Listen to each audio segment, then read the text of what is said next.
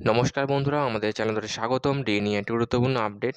কেন্দ্রীয় হারে ডিএর দাবিতে মামলা দায়ের করার অনুমতি দেওয়া হয়েছে। তো বন্ধুরা, ডিএ সংক্রান্ত আপডেট নিয়ে আমরা স্টেপ বাই স্টেপ আলোচনা করব। তো অবশ্যই আপনারা ভিডিওটি স্কিপ না করে অবশ্যই পুরোটা দেখবেন।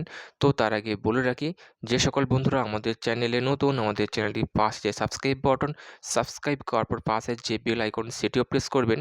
লেটেস্ট ভিডিও আপডেটগুলি সবার আগে পেয়ে যাবেন।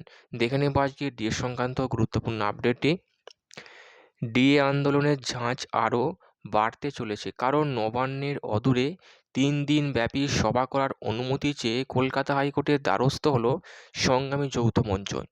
19 থেকে 22 তারিখ পর্যন্ত নবান্ন বাসস্ট্যান্ডে সভা করার অনুমতি চেয়ে হাইকোর্টে আবেদন করা হয় সংগ্রামী যৌথ মঞ্চের কর্মীদের। জানা গিয়েছে, বকেয়া ডিএসও নানা দাবি দাওয়া আদায় নিয়ে আন্দোলনের উদ্দেশ্যে হাওড়া পুলিশের কাছে সভার জন্য আবেদন জানানো হয়েছিল সংগ্রামী যৌথ মঞ্চের তরফ থেকে। ওই মঞ্চের দাবি, পুলিশের তরফে এখনও পর্যন্ত কোনো ইতিবাচক বা নেতিবাচক কোনো উত্তর পাওয়া যায়নি। এরপরই হাইকোর্টের দ্বারস্থ হন সরকারি কর্মী সংগঠন।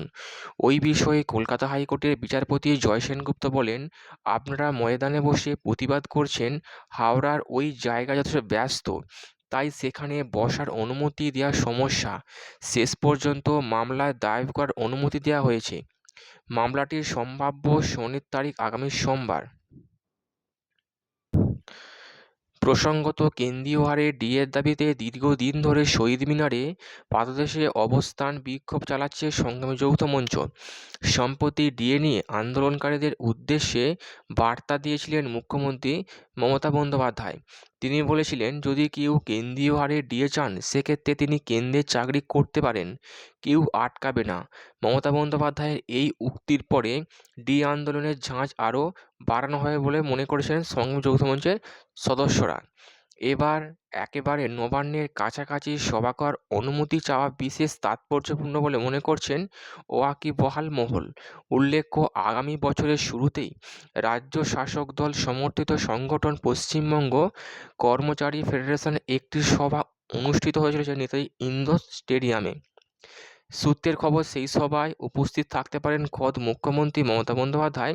শুধু তাই নয়, সেদিনের সভা থেকে তিনি সরকারি কর্মীদের উদ্দেশ্যে বিশেষ বার্তা দিতে পারেন, এমনটাই মনে করছেন সরকারি কর্মীরা।